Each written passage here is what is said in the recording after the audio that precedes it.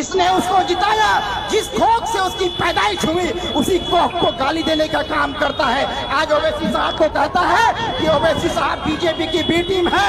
वो शख्स आज वो लोग कहता है कि ओवैसी साहब बीजेपी का पैसा लेकर के काम करता है। अरे मुसलमानों, ओवैसी साहब ने आपके लिए क्या नहीं किया? अरे इखलाक को मारा गया तो बोला तो ओवैसी, अरे कासिम अंसारी को मारा गया, जुनैद को मारा गया, नसरीन को मारा गया। अरे CAA का बिल हिंदुस्तान की हुकूमत के आगे फाड़ने का काम ओवैसी साहब ने किया।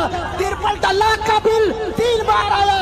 अरे बेटी की शादी थी, उसको बेटी की शादी कल थी, आज वो बंदा हिंदुस्तान की लोकसभा में मौजूद था और 53 तलाक के बिल के पक्ष में अपनी बात रख रहा था। तो उस वक्त भी हिंदुस्तान के सैयद उलेमाए कराम ने कहा कि हम लोग टीवी पर नजरें गड़ाए थे, देखते थे कि हमारी शरीयत उलट रही है। कौन मर्दे मुजाहिद हिंदुस्तान की लोकसभा में बोलता है?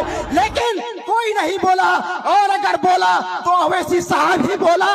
और वही इमरान प्रतापगढ़ी जो आज ओवैसी साहब के खिलाफ में जहर उगलते हैं, उन्होंने भी अपने शेर में कहा था कि आज पार्लियामेंट में कोई बोला तो असदुद्दीन ओवैसी बोला।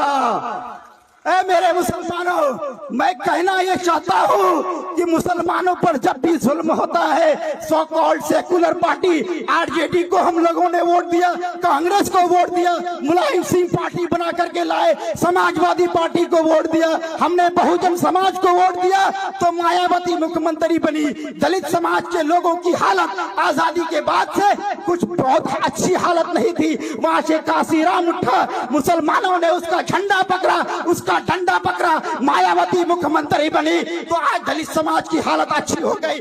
बिहार में पासवान जातियों की हालत अच्छी नहीं थी, रामविलास पासवान उठे, पासवान भाइयों ने उसका साथ दिया, मुसलमानों ने भी साथ दिया, पासवान उठा तो आज देखिए सरकारी नौकरियों में पासवान जातियों की हालत अच्छी है, माशी रूप से अच्छा है, तालीमी इदारों में उनका एडमिशन है, तालीमी रूप से वो अच्छा है।